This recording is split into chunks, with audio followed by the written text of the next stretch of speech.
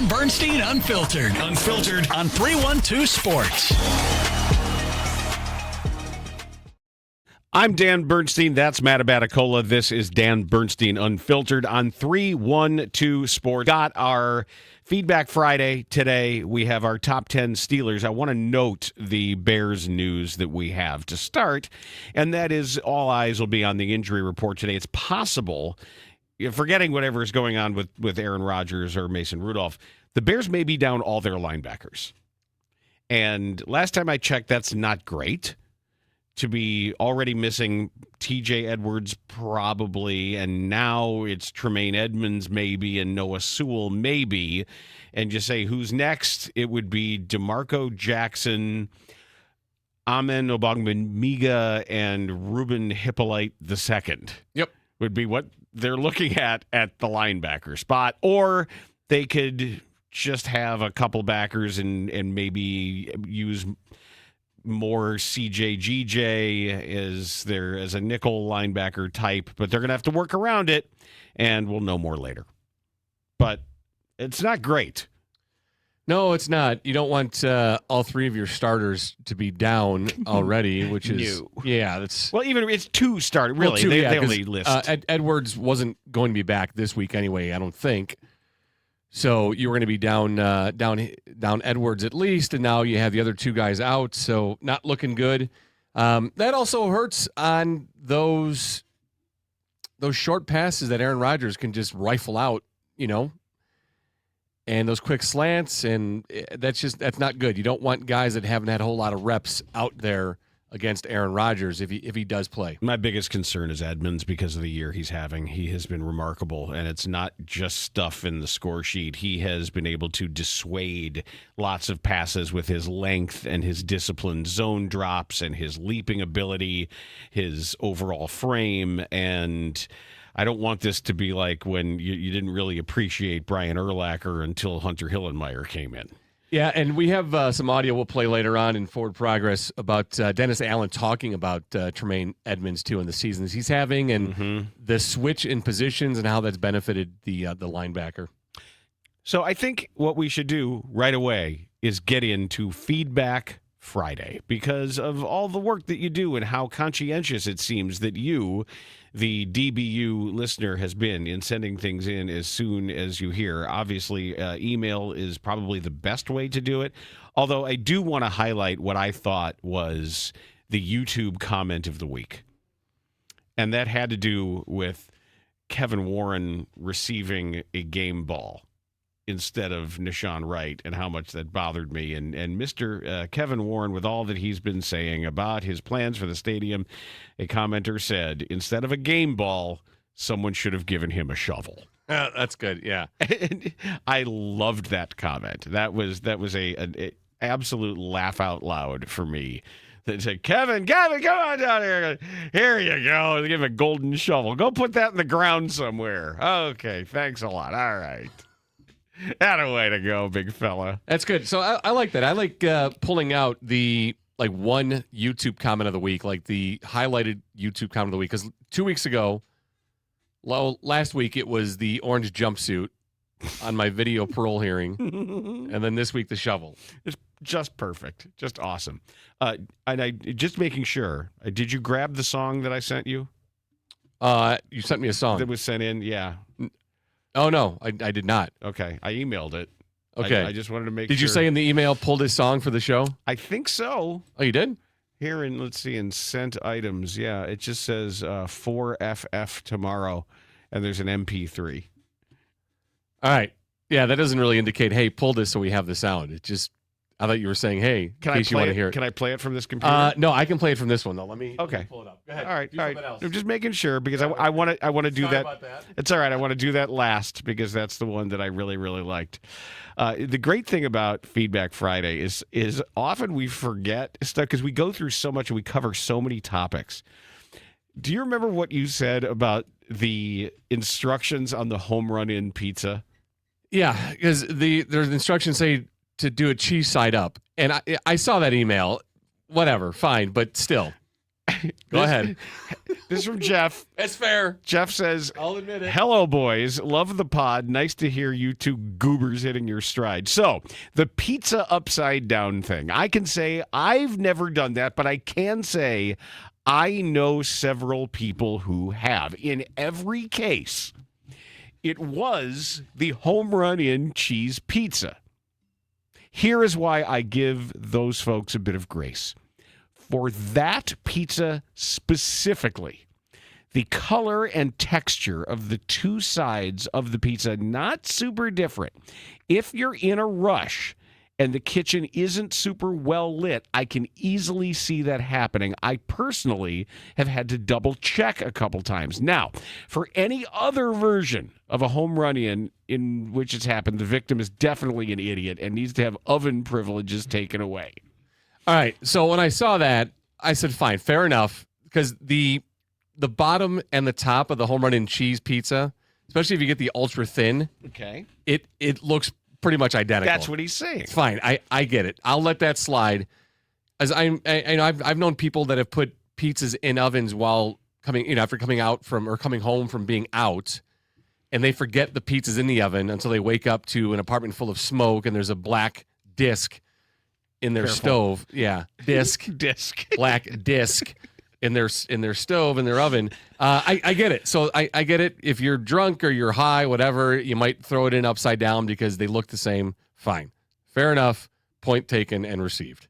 Mr. Pouty Pants responding to the note that Parmigiano Reggiano cheese has hired an agent to get it product placements in movies and television shows says, "I cannot wait for the Arakpoing of Parmigiano Reggiano." Yes.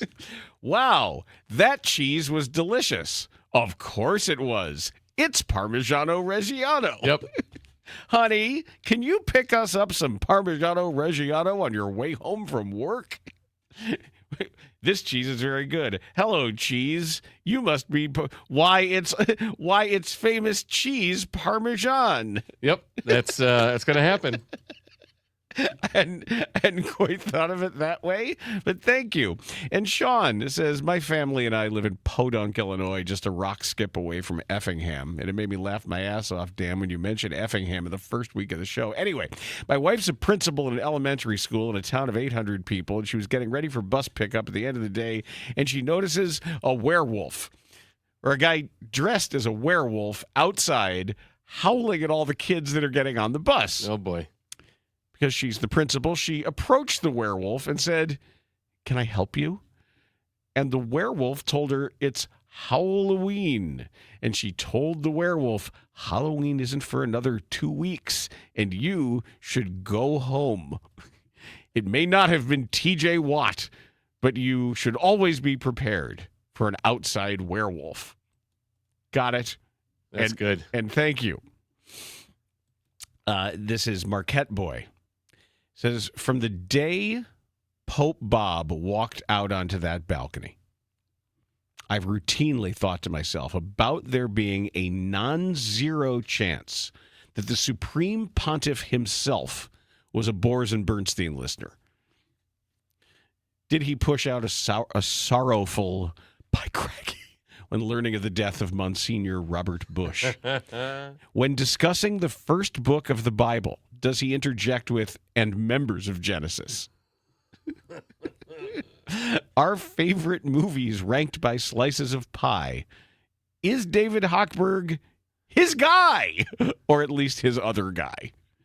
Says, "Love the show. Talk more Pope." Well, I guess it is possible. I guess. I guess it's, I don't know.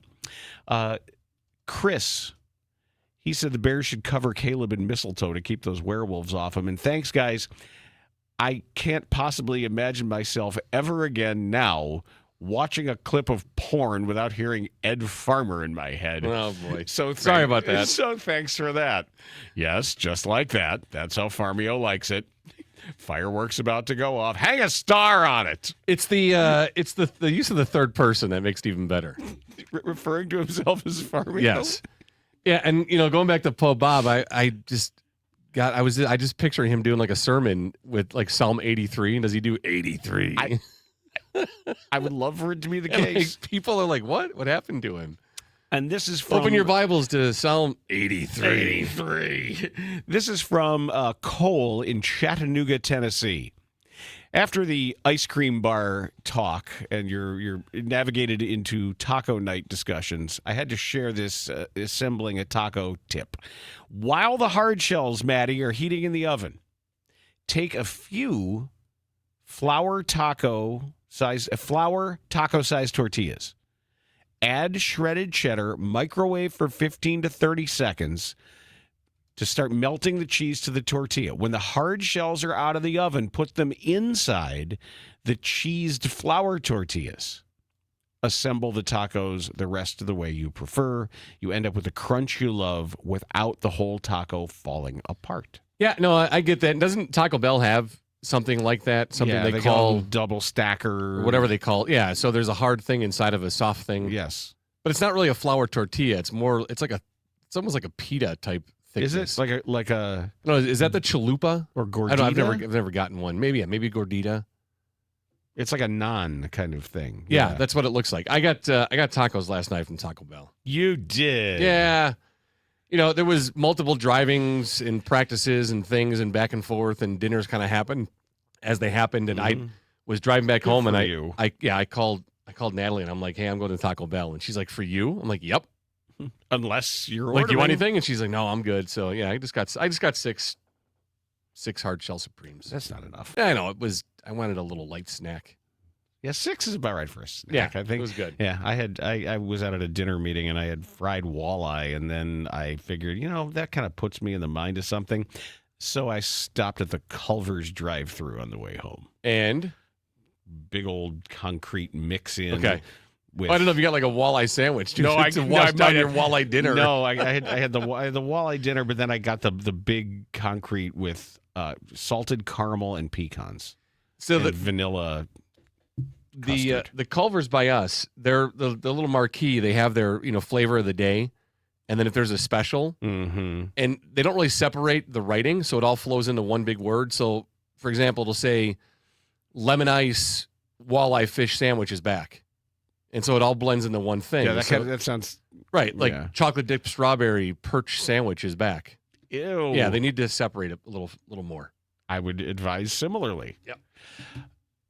Where are we here? Okay. Did you guys see the one from Germany?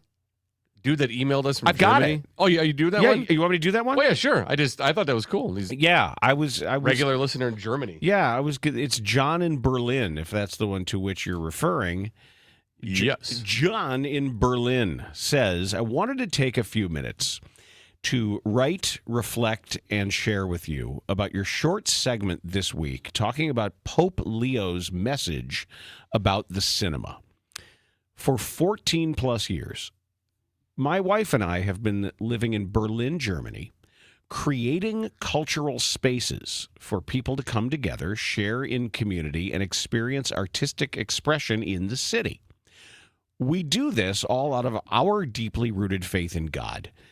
And the way you highlighted the Pope's words this week, namely his quote, "If the city is alive, it is thanks in part to its cultural spaces," was inspiring. In a chaotic post-Christian city like Berlin, also with the many empty cathedrals, as you mentioned, we too believe that the cultural spaces we create are vital to preserve and grow the human spirit and its connection to the divine. You expounded on the idea and said how such places are expressions of holiness. It's exactly that notion that we too believe and try to cultivate in our spaces. The Pope described, and you extrapolated, the very heart and vision we have for our work. Very few people understand the thing we do. And your distillation of the papal address was the closest I've heard anyone get it in a while. So thanks for that. Honestly, at first I was surprised, because I know you've often been a sharp critic of some of the expressions of Christianity and the church in our society, but then I thought it shouldn't be surprising, because many of those critiques I also share wholeheartedly. What I find to be a common thread in a lot of that vitriol of yours is the abuse of power over others, which is just and right to condemn. Those things are always the opposite of a God who is love. So thank you for taking the time and highlighting something that you did find inspiring from the Christian faith. It was actually a great boost to our spirits this week. I remember one time a while back, the Reverend Jim Wallace went on The Daily Show, and he told Jon Stewart that his humor and his satire were the same work that many of the prophets of the Old Testament had, and that he was in the line of those prophets in a modern age. I think the same can be said of you. Keep railing against injustice and having a fun-ass, hilarious time doing it. Always listening from abroad. Blessings and peace, John in Berlin. Yeah, I like it. Yeah, that's super cool. Going to get that Berlin population listenership growing, John.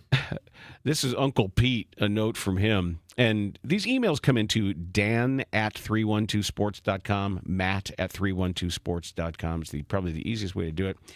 It's Uncle Pete. He says, loving the show. You guys are killing it, but I've got bigger problems. I have 3 kids, 2 on purpose.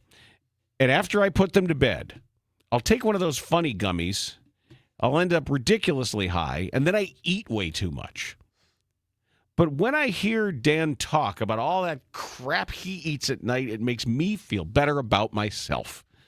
Dan, the fact that you're sitting down to a whole plate of nachos and then a pint of ice cream makes me believe I have a future. And damn, does it feel good to know there are other nighttime degenerates out there. Yeah, but you're not. I mean, your habits have changed where you're not eating at midnight anymore, though. No, I'm not eating earlier. As late. Yeah. But I may also be my appetite could be similarly affected as his. And I always thought that was the craziest part, that you would make these meals for yourself at like 11:30 midnight. I'm still making some grandiose meals for myself. Oh yeah, but it's just not at midnight though. That was the thing. No, but we're getting up earlier. Yeah, we're in here much earlier, so I can't do that. And I realize that as I'm getting older, I really like getting enough sleep. Yeah, sleep is good for you. Sleep's really good for you. Yeah. I like it. I like having a feeling good when I wake up. And he also, thanks to Pete for including some Madison Muskies artwork here. The 1986 Madison Muskies. I actually worked for the team in 87, but I believe this, you know who was on the team in 1986? I believe Ron Coomer was there. Really? Yes. I believe Dog. I believe our guy, the Coom Dog, was actually a Madison Muskie in that year that you have here.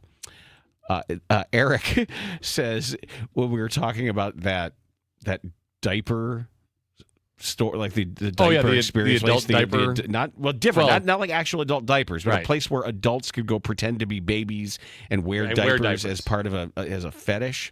He said, guys, that was in Mount Prospect.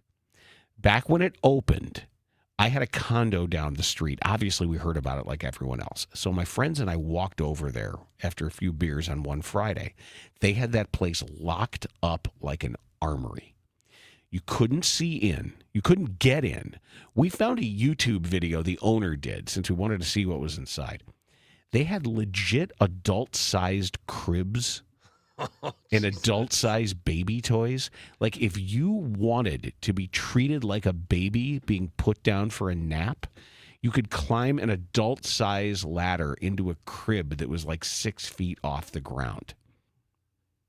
Wow. He said it's completely fucked. He said, you two were so off the rails on Forward Progress on Wednesday, you should have just quit when Dan asked if you were done. He said, I was laughing so hard and just zoned out when you got back to actual sports talk. What happened Wednesday? I don't remember. I remember one show that just. I think that was Wednesday. Was it Wednesday? They kind of got away from us a little bit. And, something happened. And I apologize for nothing. I absolutely apologize for nothing. Ron Coomer, Madison Muskies, 1989. It was 89. Yep. So it was after. It was so it was 80, 89. All right, I was wrong. I was wrong. That's our next segment. Well, that could be any segment for that. A thought from Michael, who says, my autocorrect changed the word feedback to feedbag, but I like it, and I don't care enough to change it back. Ever since Sunday night when the Bears took sole ownership of first place in the North, the topic of conversation has been, yeah, but are they good? And it reminds me of 2001. For some dumb reason, I remember vividly listening to a Bors and Bernstein show in the midst of that eventual 13-3 season. Dan, you said the following. I don't remember saying this, but I trust him. Dan, you said, quote, "This Bears team could win the damn Super Bowl, and I'd still look back and say they aren't really that good." Sounds like something I'd say. It seems like the whole football-watching world is in agreement with trusting our eyes and our sensibilities versus what the record says. But this feels different than 2001. Why? Well, is it because we have a quarterback in Caleb Williams who might be turning into a star before our eyes over our Jim Miller outperforming everyone's expectations? Or the fact that we have several receivers capable of explosive plays instead of just the sure-handed Marty Booker? Or the promise of, when healthy, the best defensive backfield in the league instead of relying on Mike Brown heroics and R.W. McQuarter's overachievement? Yes, possibly. And if this team does, in fact, make a playoff run, they'll likely be steamrolled by the Eagles once again like a quarter century ago. But what makes this team different is the coach. While Ben Johnson's still learning on the job and how to run his own team, he brings a level of excitement for future seasons to come that Dick Duran did not. And while all the current player potential may or may not outshine those mentioned from 01, we all have faith that Johnson can mold these young talents into a special team where none of his predecessors could. Maybe not this year, but eventually. So are this year's first place Bears any good? But who cares? It was never about this year. The fact that they are this far ahead in development in a let's see what works and what doesn't season, that's what Chicago is more excited about than being atop a one-year playoff graphic. That's from Sheriff Scabs, a.k.a. Michael. Michael, nicely done. Yeah, that's good. See, I like, you know what that is?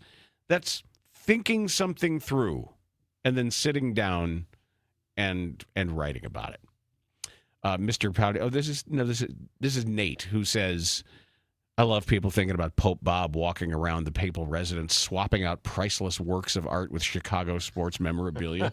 I imagine him climbing a stepladder, taking down a Michelangelo masterpiece unseen by the public for hundreds of years, and replacing it with the autographed Sox jersey from Justin Ishbia. Maybe someday he'll call Kevin Warren, trade a few statues from the Vatican Museum for the George Halas statue in front of Halas Hall. That'd be great. Telling you, they don't have a sports bar. They should open one up. We should do it. Be a killer. We already have. We already have Beer Church making the Roman-style pizza for them. I love it. Yep, everything they need.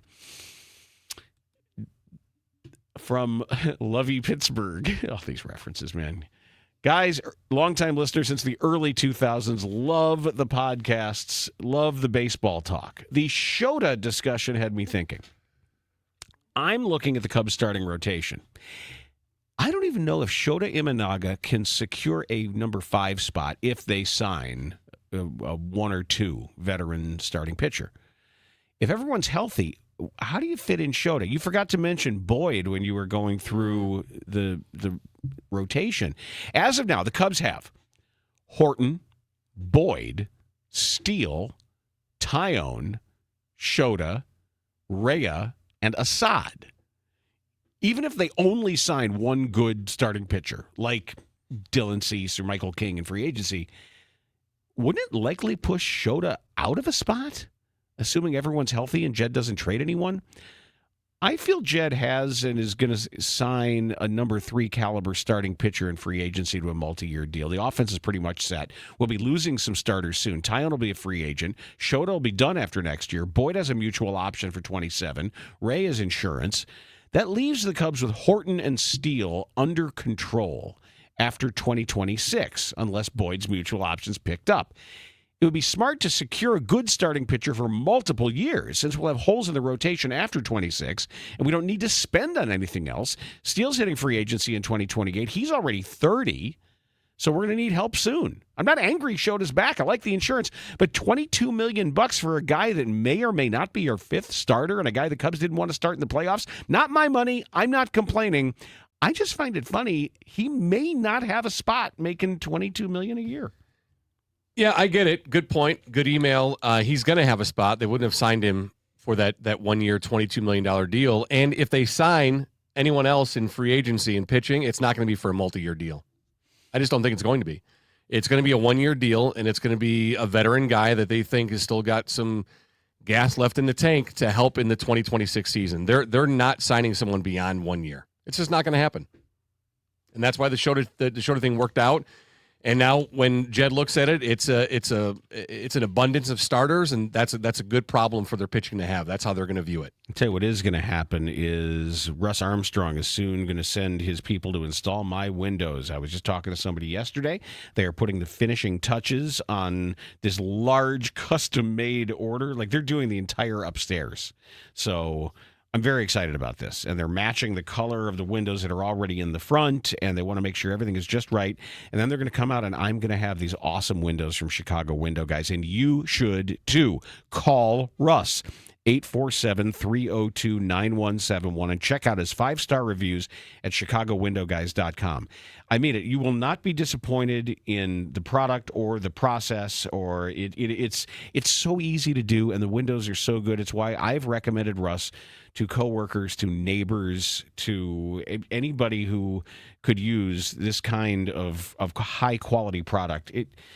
I found that the way that rooms hold on to their temperature better, I don't get that horrible feeling in the pit of my stomach when I hear the air conditioning kick on or hear the furnace kick on, because it doesn't do it as often, because these double paned, low emissivity windows with a spacer in there that doesn't rust. Everything is designed to be economically and ecologically positive for you. And I feel good about it. I can't wait. And the process is great because they've done it before. There's no subcontracted labor. And the guarantees, lifetime guarantees on all parts and labor.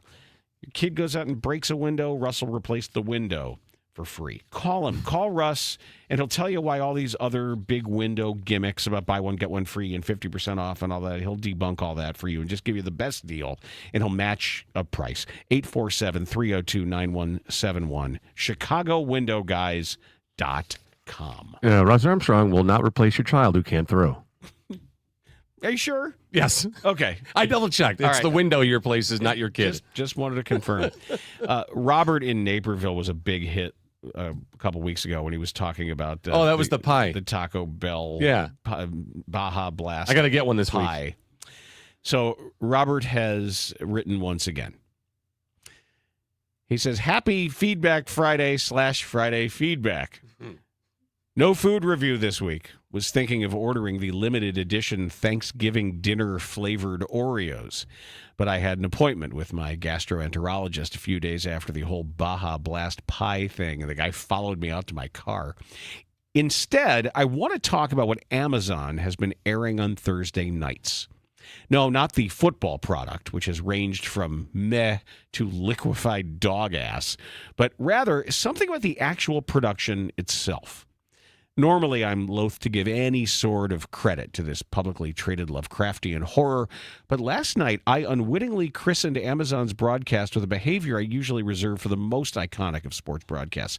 I was actually whistling along with Amazon's Thursday Night Football theme music while making dinner. I'd have to think about what it sounds like. Now again, I only ever do this when sports broadcasting's most unassailable earworms are playing. Scott Schrier's classic NFL on Fox theme, and MLB on Fox theme, John Williams' wide receiver, that's Sunday Night Football on NBC. I didn't know that was John Williams. I didn't know that either. Johnny Pearson's Heavy Action, which is Monday Night Football on ESPN, and of course, John Tesh's Roundball Rock. So I decided to look into it a bit more. I was absolutely delighted to learn that the music for Thursday Night Football on Amazon Prime was composed by a woman, a film and TV composer named Pinar Toprak. How cool is it that such a traditionally male-dominated space, not just sports broadcast theme composition, but music composition in general has expanded, allowing other voices a chance at expression on the global stage. For me, I really do think her efforts have encapsulated the sport quite well, ultimately standing in the same class as those other themes we love. Bravo to Pinar Toprak. And I guess bravo to Amazon. Do you remember the debate, the argument that broke out after a box of a Ranji update, where he referred to the John Williams Orchestra, and you jumped in and you were like, he didn't have an orchestra, like Right. he was conducting like The London Philharmonic. the London yes. Phil. Yeah. Yeah. You remember that? Yeah. That argument that you got into? I don't- And so he wait, kept referring to it as the John Williams So Orchestra. Ranji thought like John Williams had his own entire orchestra. That's what he kept referring to it as, yes.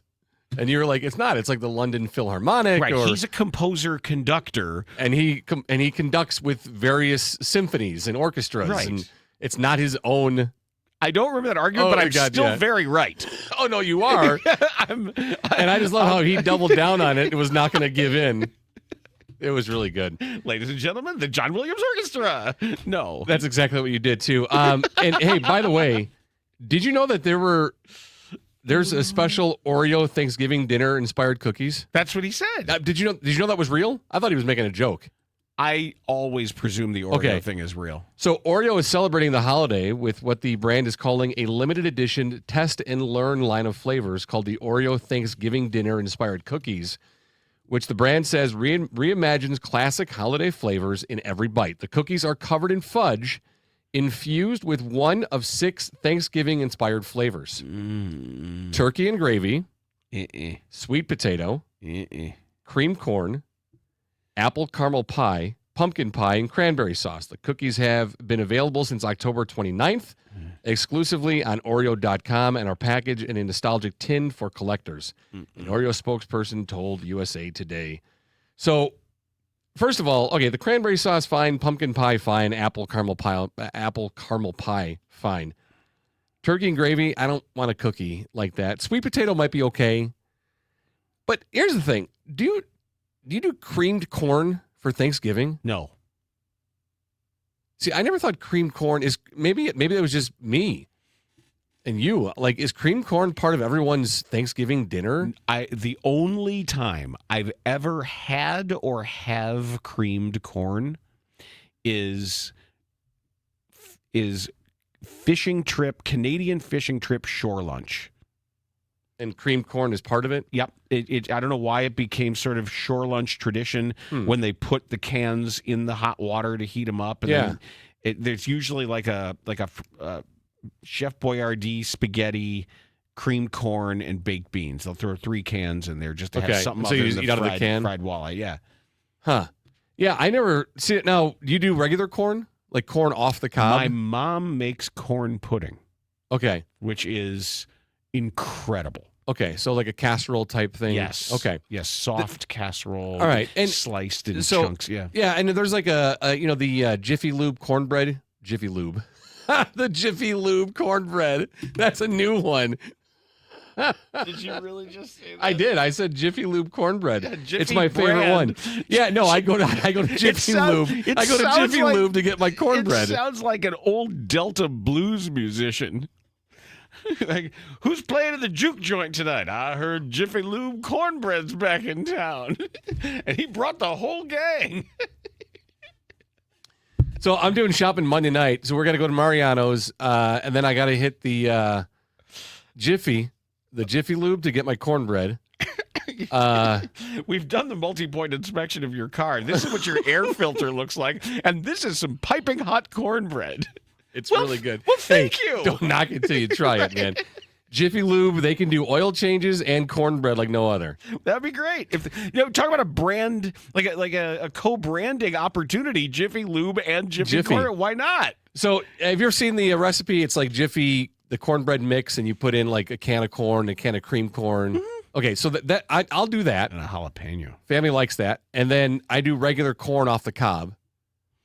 But I've never done cream corn for Thanksgiving. Off the cob, like an elote? Yeah, so I'll get fresh corn and freeze it so that I have it for Thanksgiving because it's not the time of year. Ooh. So I do that. Like in the husk, you'll freeze it. Yeah, and then do it all off so that way I have fresh corn. Instead of doing frozen or corn in a can. Yeah. But never cream corn.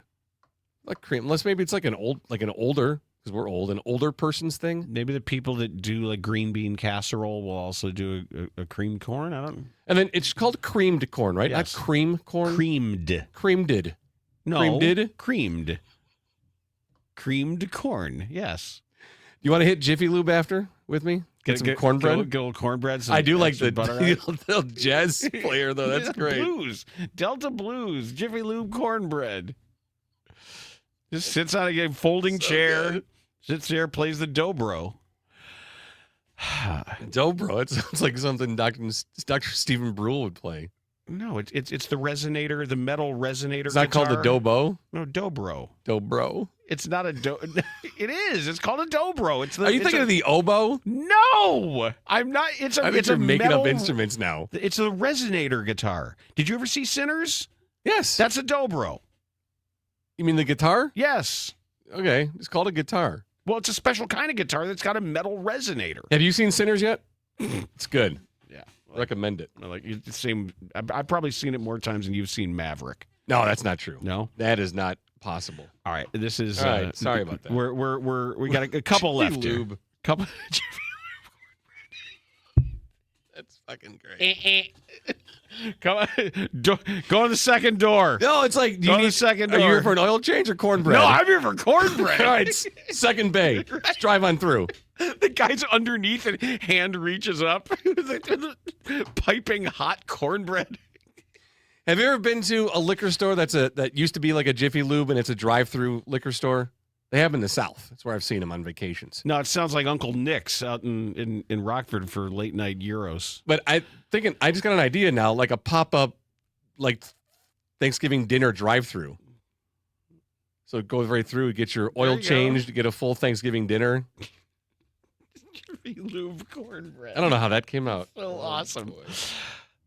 Tall Paul in Boston. So we've heard from Berlin, we've heard from Chattanooga, we've heard from Effingham, and now we've got Boston. That Tall Paul, there was Fat Matt. Musky Pete. He doesn't fish for musky. He's just musky.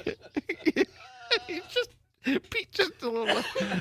Meanwhile, I actually met Musky Pete, the actual Musky Pete. Oh, really? In Hayward, Wisconsin.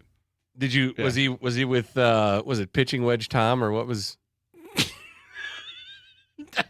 We had the whole list of people at Daniel's house. Yes. Who's coming over? Knock, knock, knock. Oh, it's Musky Pete. It's like a Mr. Rogers or Right. something. Yeah, I think it was. Or I think it Captain was Kangaroo. Pitching Wedge Pete or Putter Pete or 9-iron Pete. Something. Yeah. Yeah, there was one of those. It was right? like one leg Tom. And then Or was that Eileen who had the one? She had one leg. There's two-leg Tom, who also is just Tom. So tall Paul says, I am loving the daily podcast, both DBU and Forward Progress. You guys have the perfect balance of insightful sports conversations, scorching critique when necessary, and lengthy off-topic ramblings that leave me laughing while I'm out on a run or commuting. When does the insightful sports talk Yeah, start? we'll get on that. Okay. Yeah. What episode is that on? Right. It's been a couple of months. We might want to think about doing that.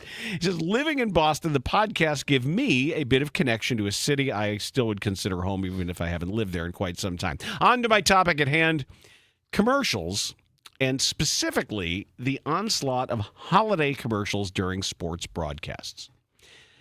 It seems every year the holiday commercials and communications come earlier and earlier. We're beat over the head with holiday-themed commercials that rarely work on first viewing, but definitely leave you vomiting and throwing the remote after the 83rd viewing over a weekend worth of sports watching.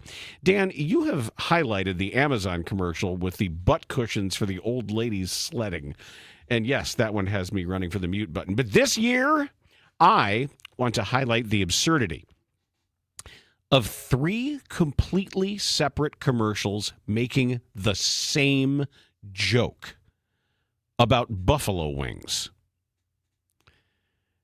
There's Buffalo Wild Wings, where Lil Dicky, the comedian and rapper, jokes that he's never seen a make or model like the buffalo mascot in the commercial. There's Target, some guy named Chris running around Target preparing for game day and the holidays with various jokes, including checking out a customer at the cash register commenting, "I didn't know buffaloes had wings." Chris, you are a comedy icon. And then there's Stella Artois, Matt Damon, and David Beckham. Damon has to describe that buffalo wings hail from Buffalo because David, the Brit, wondered why he was eating buffalo. Goddamn hilarious. Make it stop.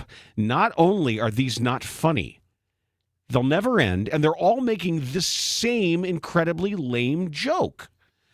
I recognize I might be setting a high bar. How could commercials actually be funny, witty, or heaven forbid, sell the product?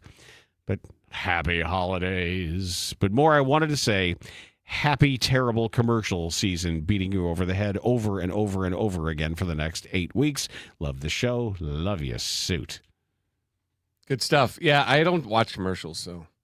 You know, I get it. I hadn't really put it together. And my worry, like I said the other day about the number of Christmas commercials using the naughty nice list as a bit, it might be AI. It might be you've got people at big ad agencies and you're getting parallel development and parallel evolution because people are feeding the same things into the same programs. Did you shit all over the Amazon commercial, the old ladies and the?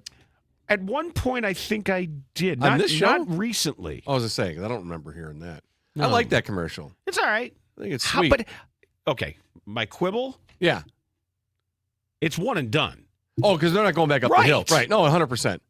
There's no shot. They turn around, right. And it's nighttime, like it's dusk, and they're looking up the hill, unless there is a chairlift. And even then, no, they're not walking back up the hill. They might break in half. Yeah. No, they're not getting back up the hill ever. Like I was expecting them to start walking, and then the next Amazon is like them ordering like dresses for the one funeral the girl who died halfway up the hill. Serious? Like I hope you like that. I hope it was worth it. Yeah, Amazon, you get sleds, you get funeral dress. I don't know what an ass pad costs, but probably $35 for a good neoprene ass pad these days. Well, yeah, because you need one that won't get all wet and it's got to be weatherproof But it's for one shot. Yeah. Unless they got a helicopter. Climb in, ladies, up we go. Yeah, they're one and done, that's for sure. Yeah, so I hope you liked it. Or maybe they are dying.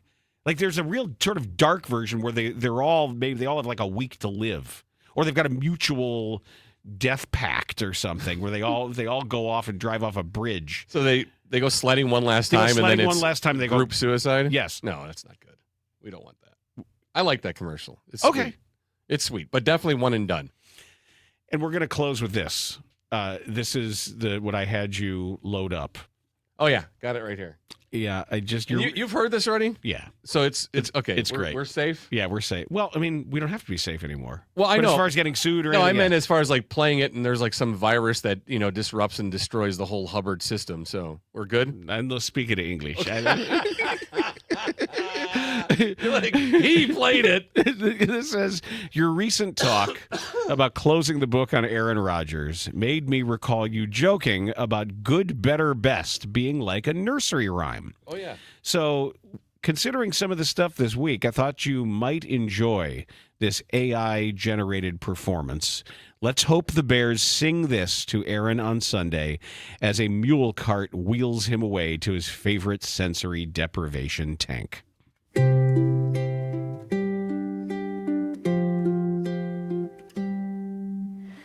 Good, better, best. Never let it rest till your good gets better and your better gets best. Now go the fuck to sleep.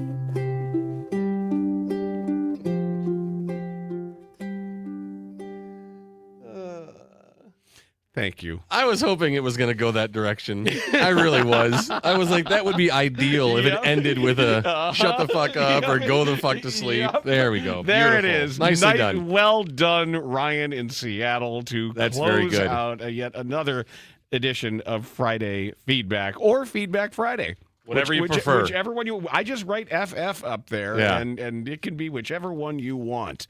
Now I was on Fridays and on Mondays. I 8:15. I sit over there with Sherman and Tingle. Oh yeah. Once I can get past Tingle's personal security, yep. And they pat me down. They do the retinal scan. Because you can't get close to Tingle without just making sure. Sometimes they have to actually burn off your outer layer of skin to make sure there's no pathogens on there.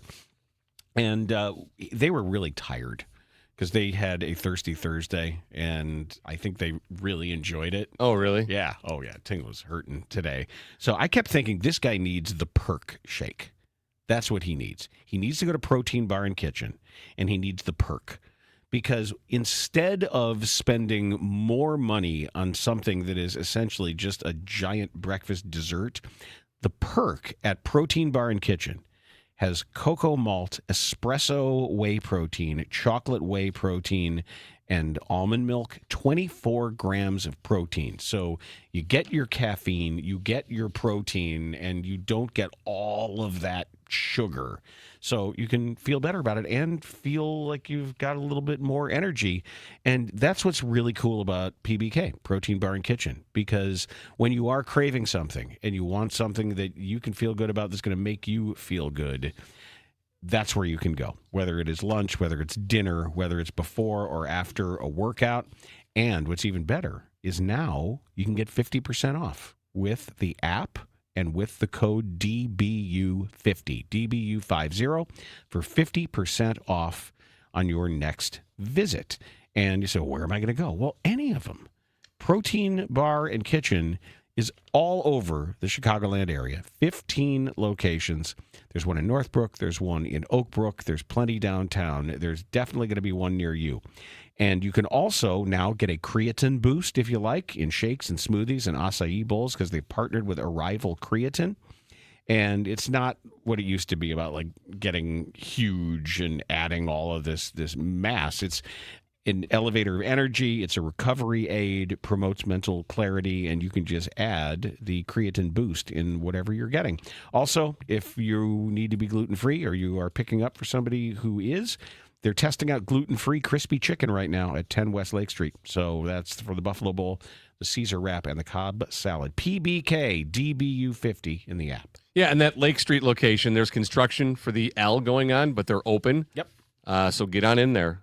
It's all good, nice and clear right in front of the building itself, so you're fine. Good to go. All right, it is time now. The committee has done its work. I have put together my list, and this is for the top 10 Steelers of all time.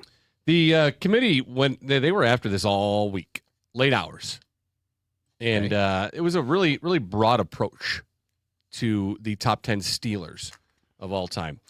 And they gave me the list this morning, and they have several. There's actually a whole bunch of honorable mentions for the top 10 Steelers, starting with the Beijing National Stadium.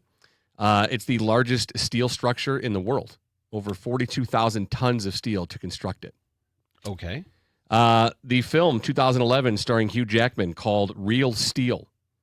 He plays Charlie, a down-and-out prize fighter, teams up with his estranged son, Max, to build and train. Estranged or strange? Estranged son. He could be strange, too. I thought you said his strange son. He could. Hey, Dad, you want to team up? He very much could be strange. Yeah, I know mine is coming home tonight. Maybe he works at a Jiffy Lube and makes cornbread.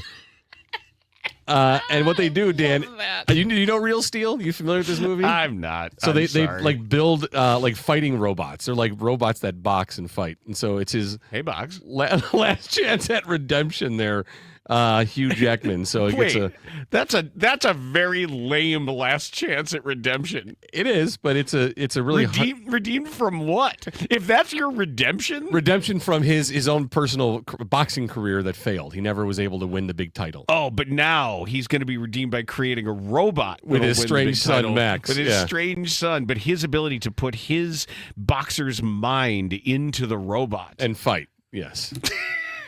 Glad I missed that one. Another honorable mention, Andrew Carnegie.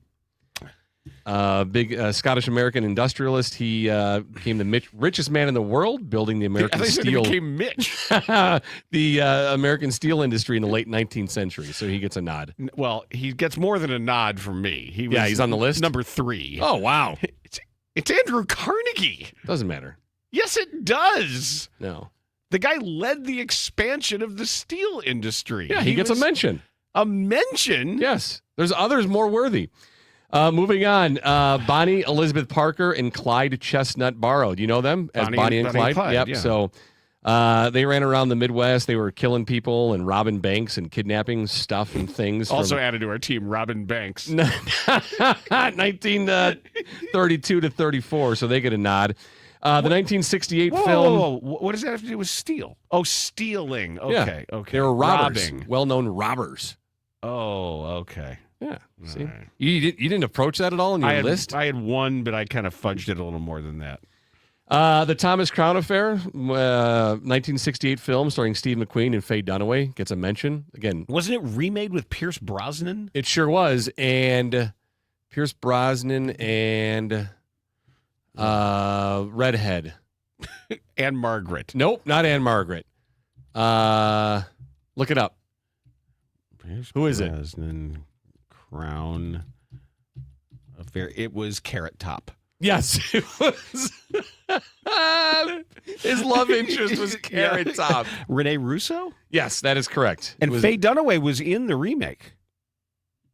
She She played the psychiatrist. Oh, yeah, she was the psychiatrist that they talked to. Yep.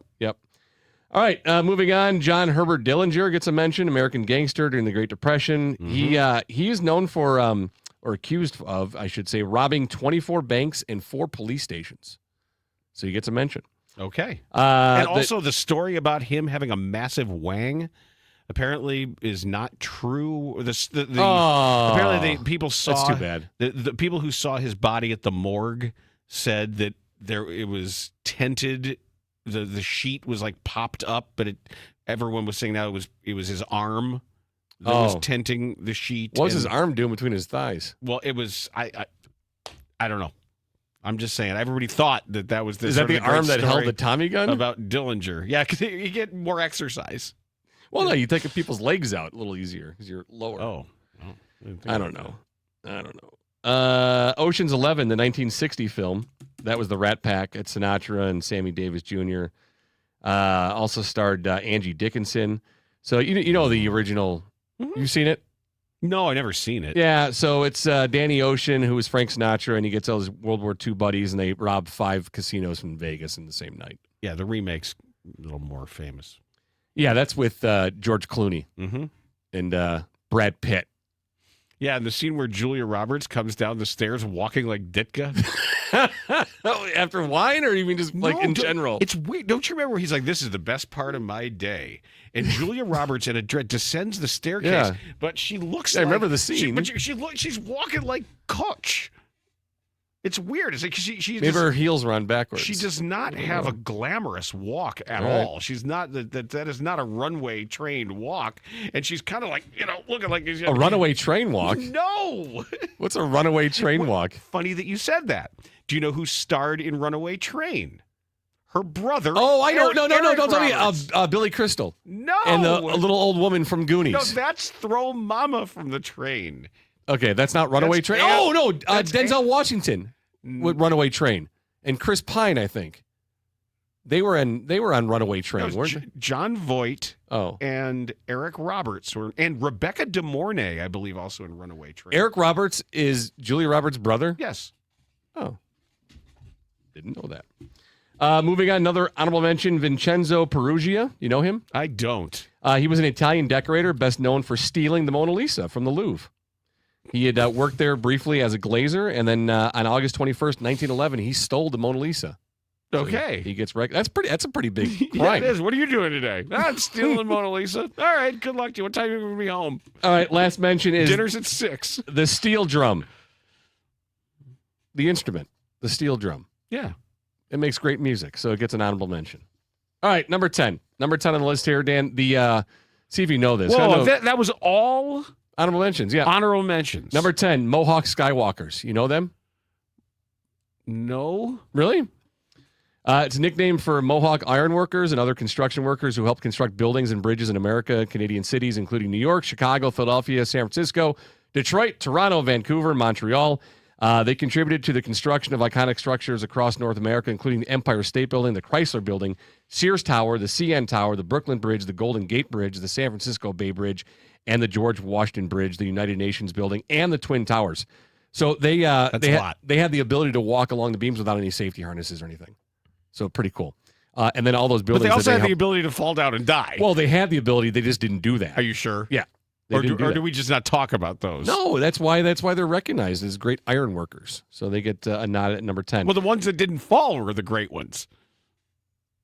Well, yeah, I guess. Like, yeah, I'm sure wind blows and all of some of these great ones are bouncing off the concrete. Number 9, the Hamburglar. Okay. You know the Hamburglar? I know him well. One of the original residents of McDonaldland, along with Officer Big Mac, Mayor McCheese, Grimace, and Captain Crook, as part of 1971's McDonaldland characters. I grew up with them, yes. Yeah, what about the French fry guys? Well, they were there too. But listen to this. The Hamburglar started out pretty different from the lovable little urchin he was in the 80s. Now, do you remember the original? Robble. You were born late 60s. Do you remember? So they didn't change him until 1985. The original was also a rapist. Okay.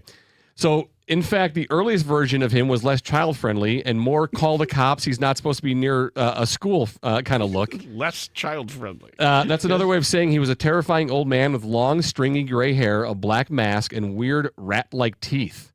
He's still obsessed with stealing hamburgers, but taking a look back at the oldest McDonaldland commercials makes you wonder if the ad agency really understood the target audience. Do you remember what he looked? That's him right there. I'm looking.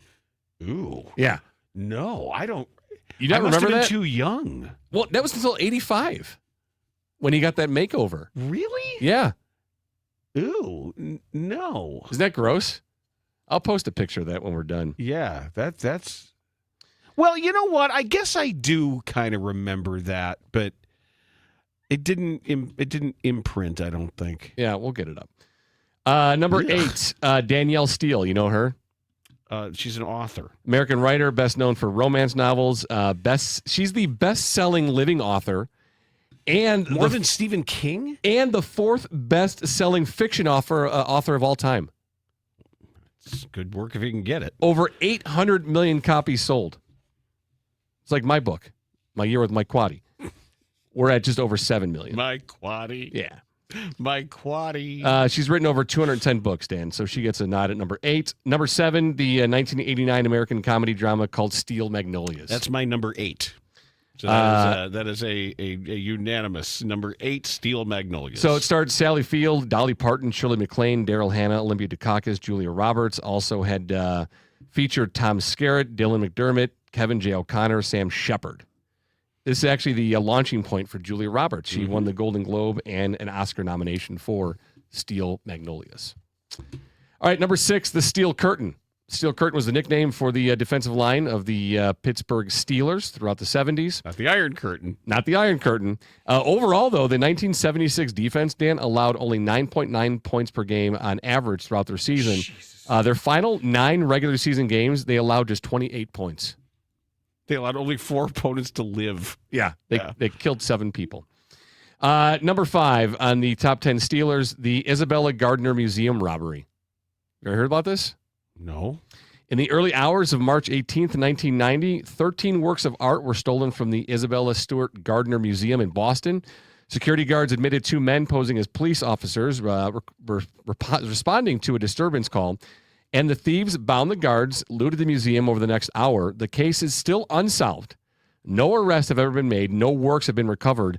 The stolen works of art have been valued at hundreds of millions of dollars by the FBI and art dealers. The museum offers a $10 million reward for information leading to arrest and the recovery of the art. Still unsolved to this day. Wow. Okay. Number 4 is Steely Dan. That's my number 1. All right. I'll let you have all the kudos for Steely Dan then, but they're, if you don't know them, they're a rock band. Well, they're more than a rock band. Well, that's why they're your number 1. Yes. Number 3, I bet you have this on your list too, the Pink Panther. I don't. Really? That surprises me. 1963 American comedy film, directed by Blake Edwards. It starred Peter Sellers, Robert Wagner, David Niven. You guys all know it, like Inspector Clouseau. Mm-hmm. Yeah. And so he's trying to stop the Phantom, who is the antagonist in the movie, before he steals the priceless diamond known as the Pink Panther. But wouldn't the Phantom be the stealer? It's still top 10 Steelers. Yeah. It's not top 10 crime movies. No, but he's a stealer part of that movie. Okay. So it gets recognition. Okay. I told you, the committee has was smoking weed. Well, they weren't. Yeah, they were. Number 2, and no commentary needed, the Man of Steel, Superman, gets number 2. Honorable mention for me. And I'll tell you, too, the last Superman movie that came out, one of the best DC movies I've seen. So it's good stuff. All right, the number 1 Steeler for the committee of all time is lunch atop a skyscraper photo. You know that photo. Iconic, historic photo. The 11. Oh, yes. The 11 iron workers sitting on the beam. Yes, of course, in New York. So it's a black and white photo taken September 20th of 1932 of 11 iron workers sitting on a beam of the RCA building 850 feet above the ground during construction of Rockefeller Center in Manhattan. It was arranged as a publicity stunt as part of the campaign to promote the skyscraper. It's been referred to as a piece of American history. Taken during the Great Depression, the photograph became an icon of New York City, providing hope to Americans of what was possible for a better, bigger future despite the current times. So that ranks as number 1 little piece of history, lunch atop a skyscraper photo, 11 ironworkers sitting on a steel beam, 850 feet above the ground. That is the committee's top 10 Steelers of all time. My honorable mentions on my list did involve Superman as the Man of Steel, as you mentioned. I had an honorable mention ranking for famous wrestler George the Animal Steele. George the Animal Steele's real name. This is my favorite part of this. Guess what his real name is? It was like George Sipowicz. It's Bill Myers. Oh, is it really? He's the original. So if you read through the Wikipedia bio, then it's just The original Bill. It's just great. That's great. Yes. So George the Animal Steel ranks an honorable mention. You mentioned steel drum. Yep. As an honorable mention, I put steel guitar. The famous pedal steel, the sacred steel, and actually my brother-in-law is a professional steel guitarist, or semi-professional, and I went to look at the list of steel guitarists to say this is sort of your epitome, your avatar. Hadn't heard of any of them. Absolutely shocked. Did you expect to hear? Yeah, I some thought of that them? there'd be a name, and then I was like, oh yeah. I mean, I have pretty good breadth and depth of music knowledge. And these names did nothing for me. So that's part of what was honorable mention there. Get more famous. Talk more steel guitar. And maybe you'll move up in the next rankings. So that brings us to number 10. Number 10 is a band that had one famous song. The band is Steelers Wheel. Steelers Wheel, a Scottish folk rock band formed in 1972. Were you familiar with them before this? Yeah, of course, because you know their song. I do. Okay. Stuck in the Middle with You. Oh, Clowns to the left of me, jokers to the right. Here I am, stuck in the middle with you. And that became known and popular once again because of the scene in Reservoir Dogs in which Michael Madsen's character is cutting off a cop's ear as he dances around. But the other name in that band, Joe Egan and Jerry Rafferty, that you should be familiar with the later work of Jerry Rafferty, who then had solo hits with Baker Street, Right Down the Line, and Night Owl. But Jerry Rafferty was the driving force behind Steelers Wheel that comes in at number 10. so I didn't. I don't know who I thought sang that song, but I never knew that "Stuck in the Middle with You" was by a band called Steelers Wheel. Really? Had no idea. I don't know who I thought it was, but I didn't think I'd never heard of that before. Okay, well, now you have. All right. Well, that's interesting. Number 9, John Pierpont J.P. Morgan. J.P. Morgan, who dominated Wall Street in the Gilded Age, the old Gilded Age, not the one we're living in right now. He was the force behind the creation of U.S. Steel. So for that reason, J.P. Morgan and what he meant to the steel industry is the number 9 Steeler and his remarkable resemblance to Joel Quenneville. If you look at pictures of J.P. Morgan, you can't tell me that isn't like a Joel Quenneville after he lets himself go a little bit. Good grief. Right? Whoa. Isn't that amazing? Good thing he was rich. He is not handsome. Ugh. Well, he also doesn't look happy. Good grief. Look at his eyes. Yeah, I know. They're dead. Well, I mean, doesn't... not like dead, but his eyes look dead. Does he not look like Joel Quenneville? He does. Yeah, that's J.P. Morgan. He looks like he would ignore inappropriate behavior as well. Jesus. He'd turn a blind eye to some of that, too. Good grief, man. Yeah, scary looking dude. Park a Bonneville in his nose. Holy Christ. That mustache is awful, too. No, it's not. Yeah, that thing's awesome. Trim that up a little bit, bro. No, that's a power stash there. Look at his tongue stuck in it. Look at the big old vest, and he's got his glasses hanging off his vest. He's got all right, a mask we'll post on. a picture of him, too. I think people know what J.P. Morgan looks like now. I didn't know what he looked like. All right, number 8, the aforementioned Steel Magnolias. So, I don't know. Congrats on that. I've never seen it, by the way. I ranked it number 8 just because of the star power. Oh, it's a very good movie. That's because I'm just a huge fan of so many of the people, and particularly, Dolly Parton now and like Sally Field forever. You would like it. You should see it. No, thank you. Number 7, Black Steel in the Hour of Chaos by Public Enemy. One of their slower songs, not one of their better known songs, but number 7, Public Enemy's Black Steel in the Hour of Chaos. Number 6, another baron of the steel days, Charles M. Schwab. He created Bethlehem Steel, or led Bethlehem Steel to become the second largest steel maker in the United States. And he began his career, he was an engineer for Andrew Carnegie.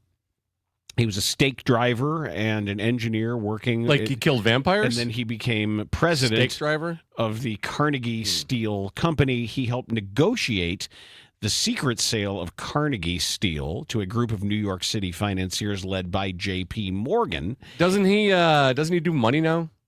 Well, so does J.P. Morgan. And then after the buyout, this is Charles M. Schwab, became the first president of U.S. Steel Corporation, which came out of Carnegie's former holding. So Charles M. Schwab, the number 6 Steeler of all time. Number 5, Justin Steele of the Chicago Cubs. Okay. Justin Steele, 6'2", 205. He was the Cubs' 5th round pick in the 2014 June amateur draft from George County High School in Mississippi. Justin Steele, who actually, when brought up earlier on this show, was reaching out on Twitter because he didn't really have much else to do. But Justin Steele, nice guy, big-time Gulf fisherman as well. So I decided to rank him number 5. Number 4, boxing referee Richard Steele. Never has a boxing referee immediately engendered the kind of respect that Richard Steele had, especially when he was refereeing big-time heavyweight fights. Because Richard Steele looked like a man who was not to be messed with. He was a former U.S. Marine. He was a friend and a teammate of Ken Norton while in the Marines. He was an amateur boxer there, and he began refereeing fights in the 1970s. He refereed 147 world title fights. Wow. That's a lot. That's 147 more than me. Mike Tyson's defeat of Razor Ruddock, Marvin Hagler, and Thomas Hearns in 1985. Hagler losing to Sugar Ray Leonard. The first of 2 fights between Julio Cesar Chavez and Meldrick Taylor. There's when people will mention how many boxing referees can you name, people will say Mills Lane. Mills Lane, yep. And people will say Richard Steele. And then maybe there was the other. Dick Steele. Was it Carlos Padilla? Who was there? There's another one who I can picture, but I'm not exactly sure of his name. But Richard Steele is number 4. We mentioned the number 3 Steeler of all time is Andrew Carnegie. The number 2 Steeler of all time, Roman god Vulcan. Okay. Vulcan, whose The Greek god of steel? Greek counterpart was Hephaestus. He was Vulcan. Uncle Festus? Not Uncle Festus, Hephaestus. Oh. Uncle Festa, the bald head jester. What about me? I'm the Mike Molester. Vulcan, the god of fire. Oh, another guy on our team. Mike Molester, including the fire of volcanoes, deserts, metalworking, and the forge. So Vulcan was the original, the iron worker. Okay. So Vulcan, number 2. And number 1, Steeler of all time, Steely Dan. Steely Dan. The irascible Duo. difficult rock, more than a duo. They were, for a while, they were a collective of some of the best studio musicians in the world. Countercultural in a way that they were jazz and rock, and they were kind of assholes. So they stopped performing like in the 70s, early 70s, and went studio only. Donald Fagen would get stage fright. He didn't like it, and some of their stuff was so complex that it was probably chose a bad profession. That it was difficult before. He's like Cougar flying jets. Well, you know who their original drummer was at Bard College. In New York. Dave Grohl. No, it was not Dave Grohl. It was a drummer or keyboardist. One of their original members was Chevy Chase. Oh, I did know that. I knew that. Yeah, I think he was a keyboard. Might have been keyboardist. Yeah, there's a documentary coming out about him too. Yeah, also an asshole. So I can see how he fit in with these guys. And I know in his old age, Walter Becker became, he softened a bit. Donald Fagen certainly has not. The cool thing about Steely Dan is would you always say work at the highest level of your intelligence? He was a drummer. Chevy Chase was? Yeah, he was their drummer. Yeah. So they always worked at the highest level of their intelligence. Musical intelligence, lyrical intelligence. A lot of their songs are really dark and multi-layered, and as much as you can jam to them, they deal with some heavy stuff. And I always respected that about them. Donald Fagen is crotchety as ever, and if you've seen the Yacht Rock documentary, you know that he bristles at the idea of Steely Dan even being referred to as Yacht Rock, and they asked him if he wanted to be a part of the documentary, and they played the voicemail, and he said something like, "Oh, fuck you, get out," and he hung up on him, or whatever it was. He just yelled at him, and their music is still great, and they spawned basically what we know as yacht rock through the session musicians, through David Paich and Jeff Porcaro. That's why you love who them. played for them, and who went on to form Toto. But in what yacht rock truly is, it has nothing to do with being on a boat. A boat. It has to do with something that sounds expensive and refined, and where every detail is attended to.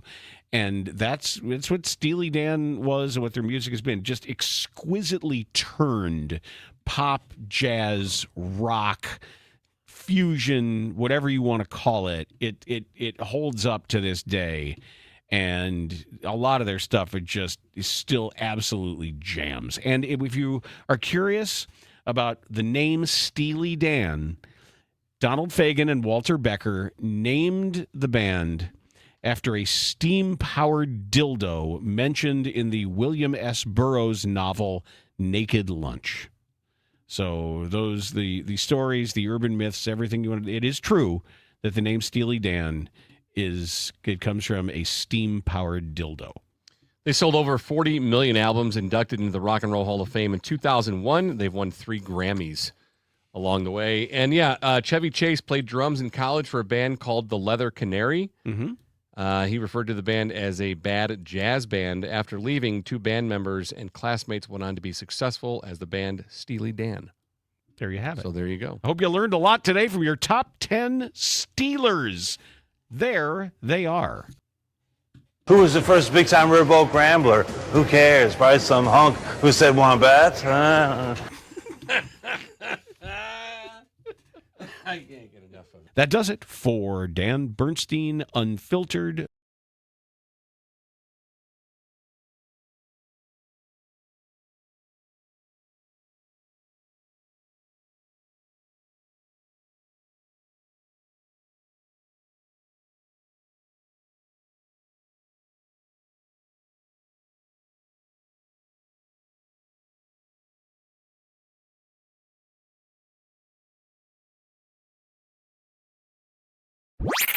Dan Bernstein Unfiltered. Unfiltered on 312 Sports.